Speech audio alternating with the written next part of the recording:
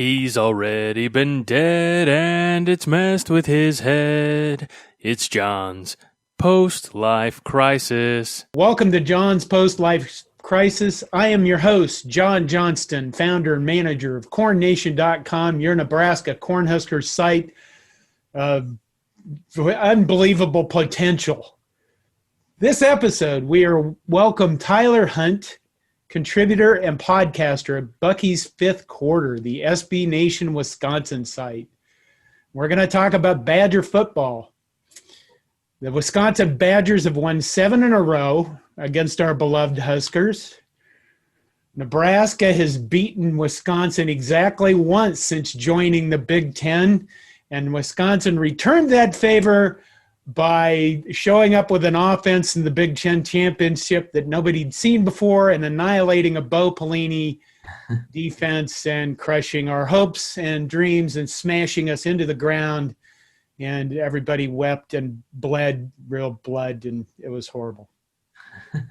So, Tyler, what do you think of that intro? That was one of the better ones I've gotten. Anytime you can bring up that Big Ten championship, I'm sure it's a sore spot for you guys, but for us, that brings back some fond memories of some talented players and some great memories in Indianapolis. Which is that back then it was a lot better, because now our recent trips to Indianapolis have been kind of that same nightmare version of things that you guys had that time. So that's a very diplomatic response.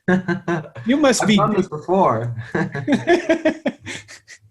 Okay, the Wisconsin Badgers 2020 version. Yeah. Jack Coan is out, your starting quarterback. Now what happens?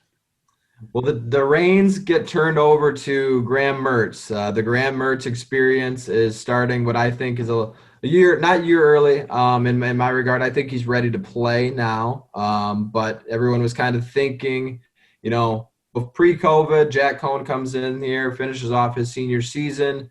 Mertz takes over as a redshirt sophomore next year. It all works out, and unfortunately, nothing works that easy, especially in 2020. So now it's Mertz's turn, and I think he brings a little bit not more to the table. I think he's got a high ceiling.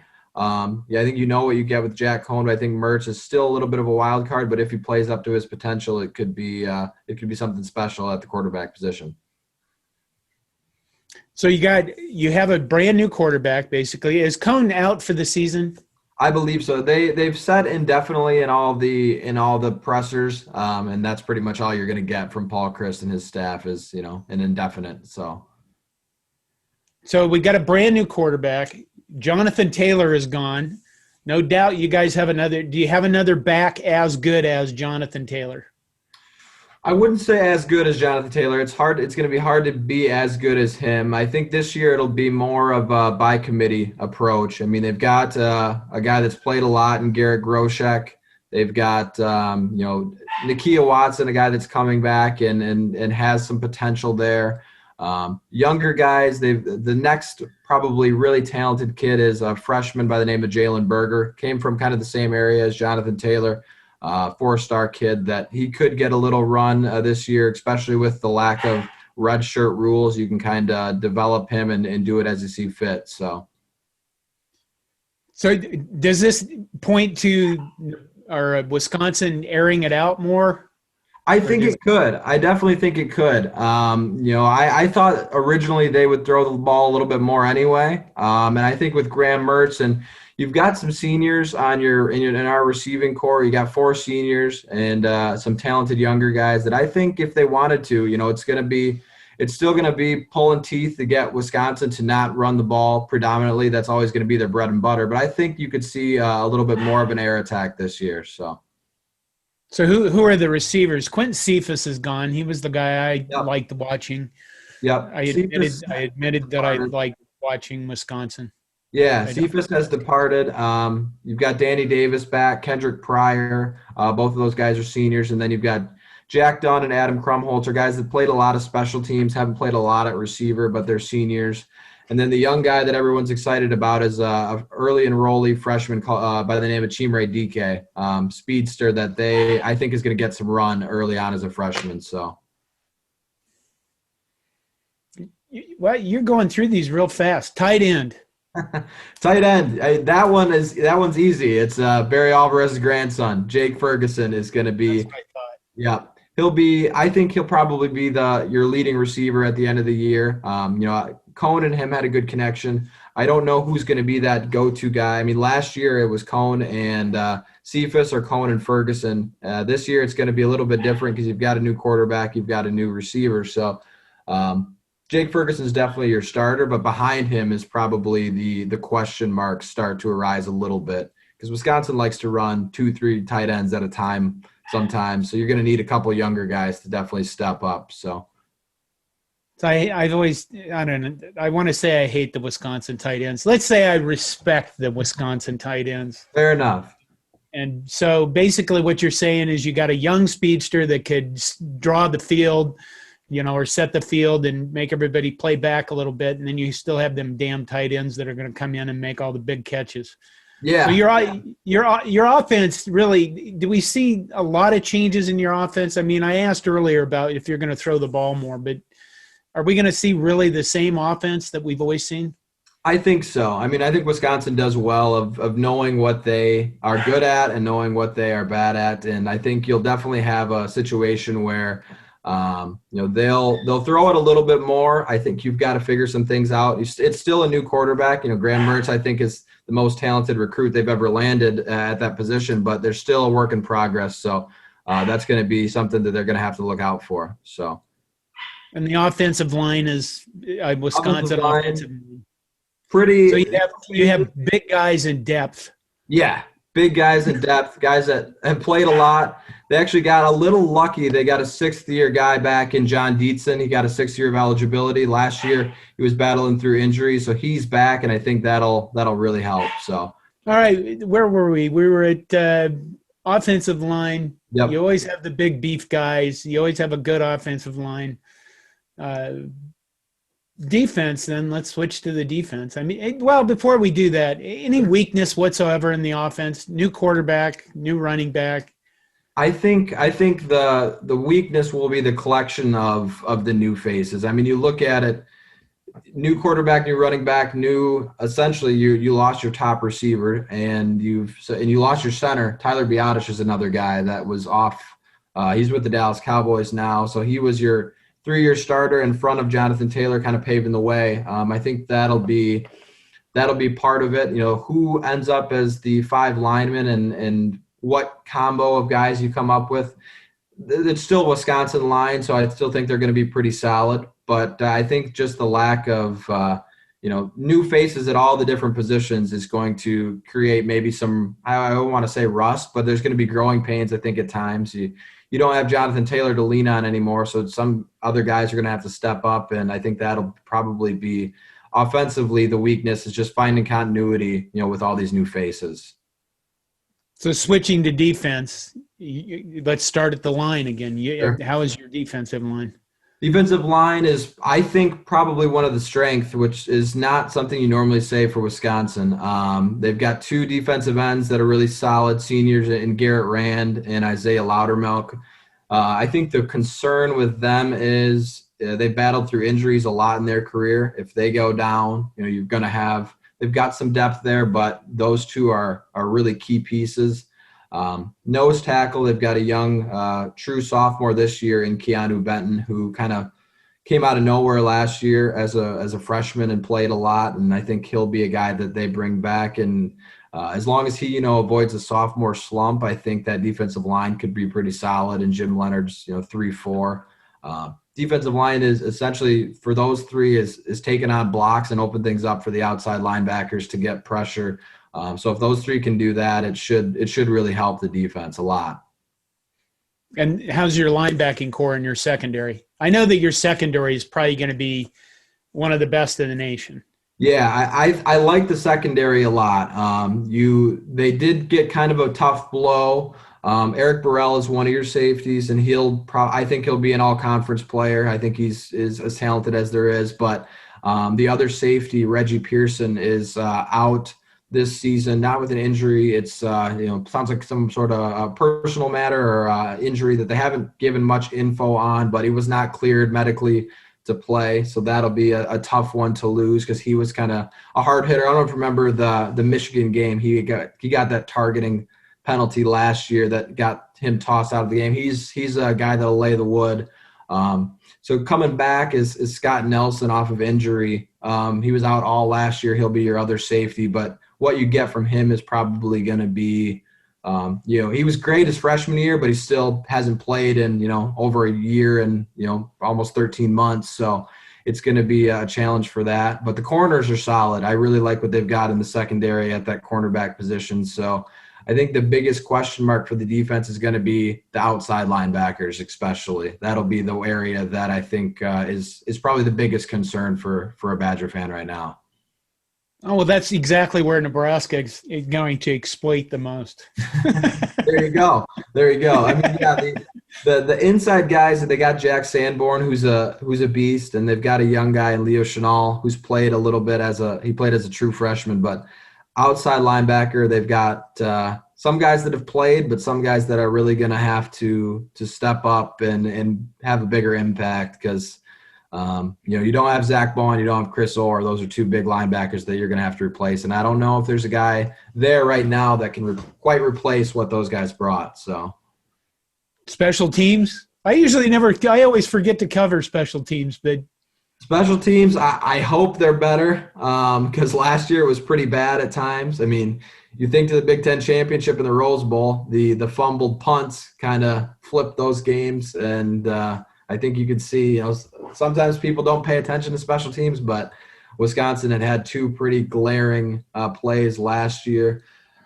Punt return and kick return, they've got some guys. The young freshman that we talked about as receiver could be your kick returner. Have to replace Aaron Cruikshank, who was that guy last year. He transferred over to Rutgers, so that'll be a loss. But Wisconsin, I think, on special teams is never going to wow you. They're not, not making big plays in special teams normally. Punt return's almost always a fair catch. So it's just more about limiting the colossal mistakes that they had last year because those are ingrained in Badger fans' minds forever as a painful memory for sure. So you guys start out with Illinois. Yep. The first Big Ten game, isn't it, on Friday night? Yep, a week from today. It's exciting. Of course, there won't be people in Camp Randall, but it's exciting to have football back there. But it definitely is nerve-wracking. Illinois is a team that, of course, disrupted everything last year for Wisconsin, and they've got some guys back that I think could not necessarily I don't know if they'd pull off the upset again. It hurts not having 85,000 people in Camp Randall, but they're a team now that makes you nervous for sure because they did it last year. They figured out a recipe, but that was last year. That Illinois game was probably Jack Coan's worst game. Illinois has now got to get prepared for a different QB. Maybe that'll help, but there were definitely things that they did last year that exposed some flaws in Wisconsin, and they ended up losing. So. Nobody knows what to expect, and you guys get to go first. I mean, we get to go first against Ohio State, for God's sake. Right. But, you guys get to go first. Yeah. So, I mean, are you looking forward to, bloody revenge? I think that's the goal for sure. A lot of guys, Nakia Watson is who will be one of the guys that worked into the running back position, kind of said Illinois deserves a butt whooping. So, that would be ideal. I know last year they were big favorites and ended up losing. This year I think they came out yesterday with like 23.5 point favorites. So it's kind of the same recipe, but this time it's at home, which I hope help. And if they could come out and start fast and lay a whooping on them, it would feel good for a lot of Badger fans for sure. So the whole Big Ten, we had this football season going, and then they canceled it. And then you had this stuff about, which was incorrect, about Nebraska wanting to leave the Big Ten, which wasn't the case at all. What was your reaction to Nebraska football at that point? I mean, did you look at it and go, well, screw those guys, they can get out of the Big Ten, or did you just look at it and go, this is a mess? Yeah, I thought it was a mess. I think a mess is a great way. That's probably a kind way to say it. I don't know if the Big Ten as a whole was a disaster for a while there, and I never really took much of the Nebraska wants to leave the conference. I didn't buy that. I think the Big Ten's a great conference, and I think Nebraska. I know Wisconsin fans give a lot of flack to Nebraska but I think when they click the way you guys want them to, that you're all hoping for, I think they'll be a good member of the conference. I know it hasn't happened yet, but I think it makes sense to have them in there. And I didn't buy too much into that, but I like that, the players for Nebraska were the guys that got it back off the ground. So you got to give a tip of your cap if they didn't do that, and the guys at Ohio State, who knows where we'd be at right now. So you gotta give them credit for that for sure. So an outsider's perspective, have you looked at Nebraska this season yet? I haven't too closely. I know, of course, you've got Martinez back, but it sounded like what I was reading the other day, is he not the starter? Is it a little bit more of an open competition than what I believed it was going to be? I think it's more an open competition than any of us believed it would be. There's indications lately that all of a sudden now Luke McCaffrey is making a charge. And honestly, what I think we'll see is Adrian Martinez start against Ohio State and give him 3 series and see how he does, and then they'll stick Luke McCaffrey in. I think they see the Ohio State. I would look at the Ohio State game. I don't think anybody's going to beat Ohio State. I don't think anyone is even going to come close. I think they're going to be the team this year that is a team of destiny. I hate saying that term, but I think they're going to kill everybody. I'm saying that because we play them first, and I'm already preparing myself. But I don't know if it's kind of maybe they're leaving that up in the air for Ohio State. Who knows? But that's a good point. I mean, you got to play that gamesmanship early on, especially, and I'll be interested to see that game. I know, I think he last year he threw for, it seemed like hundreds of yards every quarter against the Badgers. So he definitely makes you nervous as a Badger fan. He's got all the tools if he can put them all together, and I think that's just been the thing, is when he's putting them together, he's on, and when he's not, he's not that way. So. But yeah, other than that, Nebraska when we have to go there, it always is a concern for Badger fans. I know Wisconsin's gotten lucky and got out of there and with some wins, but usually you don't go into, that stadium and win that as often. So that'll be the challenge. And I know, from what I was reading up, that there's some other challenges with you guys on the defensive side of the ball. I think it sounded like defensive line was going to be maybe the area of concern a little bit. But Scott Frost is still, I think he's a good coach. So I know a lot of Badger fans see him as another PJ Fleck, but I don't want to say this because I get a lot of flack for it, but I think PJ Fleck is kind of a good coach too. So that gets me. He's just PJ Fleck, he's just a flaky man. Yeah. I met both Scott Frost and PJ Fleck at Big Ten Media Days a couple of years ago and had a chance to talk to him. And I was like, I don't want to talk to PJ Fleck anymore because he's a nice guy. And now I have to pretend I have to show that I actually like him because that. But in that, of course, as a Badger fan, you pretty much get fired from your job. I've been threatened with that a couple of times. So, but I'm excited to see what that'll bring. I know it's an early season contest between the two, but should be an interesting little 8-9 game slate for the Big Ten. So right after I'm done with this podcast, I'm going to go and fill out a form that we're all going to fill out in the Big Ten, predicting who is going to win the divisions and who's going to win the championship, like there's any guess about that. Should I put Wisconsin down for the Big Ten West, or should I pick Nebraska and irritate everybody because I'm really good at that? I mean, I think the bias in you could definitely pick Nebraska. I think the bias in me would definitely pick Wisconsin. For me, I know there's some question marks with the Badgers, but until it's kind of, I said it on our podcast, I know Northwestern had that blip of a year a couple years ago, but until I see something other than Wisconsin and Ohio State, it's kind of, they're the odds-on favorite. And I saw the schedule that they had and the records for both of those teams, Wisconsin, Ohio State, was like 55-7 over the past however many years. So until I see otherwise, I think it's going to be those two. But if there's a year that Wisconsin's going to get knocked off, given all the the losses, you don't have Jonathan Taylor, you don't got your leading receiver, you just lost your starting quarterback. This is definitely the year. for somebody too. It's just a matter of who. I think Minnesota could win it. I think it's pretty wide open in the West right now, but that's kind of how it is every year. And somehow the Badgers find a way, but we'll see. Well, you guys don't have Ohio State on your regular season schedule, so you can look forward to them in the Big Ten championship, probably. Make you nervous? The Big Ten championship, that one always makes me nervous because I have went down to the last 3 times, and it's just every time I step into Lucas Oil Stadium, it's like a house of horrors getting in there where it's just like, oh, man. The first year against Ohio State was a tight one.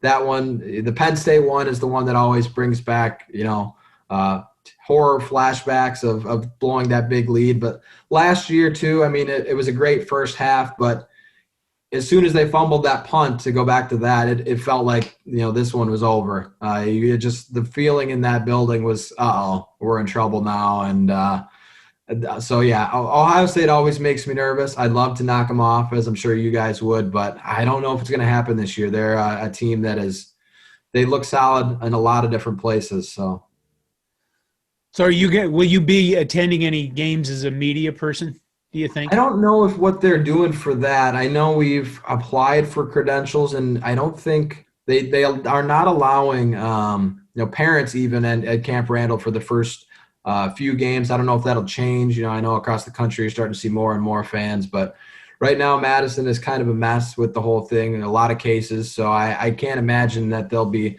letting anyone in there anytime soon. So, but fingers crossed if we could get in there for once. It's hard to see. I live here in the Madison area, and anytime you drive by Camp Randall and see it quiet down in that area, it's always tough to see. So that on a Saturday game day is going to be hard. So. And it's going to be weird. I would like to get to at least one game just to, experience the weirdness of 2020, because apparently in our real lives, we haven't gotten enough weirdness. We need to go see what it's like to see a completely dystopian Memorial Stadium, Exactly. All right. Is there anything else? Is there anything else about Wisconsin? I think for Wisconsin, the biggest challenge is going to be replacing those faces, but I also think they could maybe. I as a fan and a guy that's paid attention to Wisconsin recruiting, I'm really excited to see what Graham Mertz can bring. I think that's the biggest wild card, where if he comes out and shows what he was, in his recruitment and his all-star game, I think they've got a chance to really have something special there. But I think this year, of course, you want to contend for a Big Ten title and make a playoff, but getting some experience in Graham Mertz's belt will be a nice one, because if everything's back to normal next year, it'd be nice to have him have 9-10 games under his belt already. So other than that, there's definitely a lot of question marks, but I think they've got the guys there, they've got the answers, and hopefully they can just put it all together. Well, I'm hoping Nebraska can actually show some improvement, at least this year. There's no requirements for a bowl game, so we can just get up and go to a bowl game. You guys got that brand recognition. You're in. Right, exactly. All right, I think we're going to end there. Okay. I'll wish you luck with your season, but not that much. You guys as well. Did I ask you for a prediction for the season? I don't believe we talked about like a record. I think they'll win the West. I think they'll get there with, originally that Michigan game, the road trip to there worried me, but I don't know if I'm as worried about that one now with no fans. And I know Michigan's got some concerns at the quarterback position. So that one I think is probably a toss up. This game, Michigan, then they've got to go to Northwestern, and then they've got Minnesota. That has trap game written all over it. So I think they'll drop one. The Iowa late in the season is always a hard one too. So somewhere in there they're going to stumble, maybe once, maybe twice, but I think they can do enough to get there, and then they'll probably get run through the buzzsaw that is Ohio State is my guess. So. But I'd say that for anybody in the West. I think they're getting that Ohio State buzzsaw pretty much guaranteed. So. I think it'll be interesting to watch a game in Iowa City on December 12th. Oof. Yeah, it can be a little chilly there. That's good. You never know what you're going to get. You don't. Yeah, that'll be an interesting one. I've actually never been to Kinnick. I need to get down there and see a game. I used to live in Iowa, and they always said Badger fans need to come down and enjoy it, but I've never done it, so I'll have to get down there, and maybe I'll make the trip to Lincoln sometime too. I've heard that's a good stadium as well. Well, Lincoln is beautiful. Yeah. Lincoln and Memorial Stadium cannot be surpassed. I've been to Madison twice. I've enjoyed both trips, not the football, but, the games, they've both been very memorable. I have heard from a lot of Nebraska fans that they would never go back to Madison, because of all the Madison fans or the Badger fans going F Nebraska. And I kind of look at them and go, sometimes the F Nebraska is just a greeting, man. That's all it is. It's not like they want to fight you. They just want you to respond F Wisconsin. Yeah, exactly. So, but I've been to Kinnick at a Iowa State game. I'll tell you this, there's nothing special about Iowa. There's nothing special about Kinnick. There's nothing special from those bastards whatsoever. It's why the whole conference hates them. They're just the dust on your feet. Yeah. At least we can all agree on that, right? Yeah, we can agree on that. And then, anything bad you want to say about Minnesota too, feel free to. It's music to my ears on that one as well. So fire away. But I have a son upstairs who attends the University of Minnesota. Oh, well, you can't speak too badly then. Well, yes, I can. Yes. Yes, I can. There you go. Fire away then. Well, the hell with Minnesota. They won it last year. They won well last year. Screw them. Their time's over. Yeah, I'd love for them to go back to, if Wisconsin could start another, 14-game streak against them, or continue it, I should say, that would be everyone's going to sign up for that. So here's the one thing I've noticed about Minnesota fans. They have one good season, and you'd think they were walking 6 feet off the ground, 6 inches off the ground. They're the gods of the universe. I don't know what the hell the deal is with I mean, 2 years ago when they came into Camp Randall and won, I tipped my cap. They made Wisconsin look like they've never played football before. So I got it, but then to hear all the chirping after, I was like, let me check my record book. Oh, yeah, once in the last 15 years. So, a blind squirrel. What's that saying? So, who knows with them. They're an interesting crowd for sure. Anybody else we should collectively abuse? We could abuse Northwestern, but nobody cares. Yeah, Northwestern, I can't really be mean to them, but at the same time, Northwestern I have to actually respect, because every time Wisconsin goes there, that 11 a.m. Evanston sleepy game, Wisconsin always starts out like they're still asleep on the bus. So I can't talk too much crap about them, because the Badgers have not done well there, and now they've got to go there this year, which will not be fun, because it's going to be the same crowd. Nobody goes to Northwestern games, so no fans. It's the same situation that you're walking into in between the Michigan and Minnesota games. So that one has me nervous for sure. All right. I think we've covered the gamut, and I think we'll end there. All right. I'm not the best at ending, so I got to work on that. No worries. It was a lot of fun.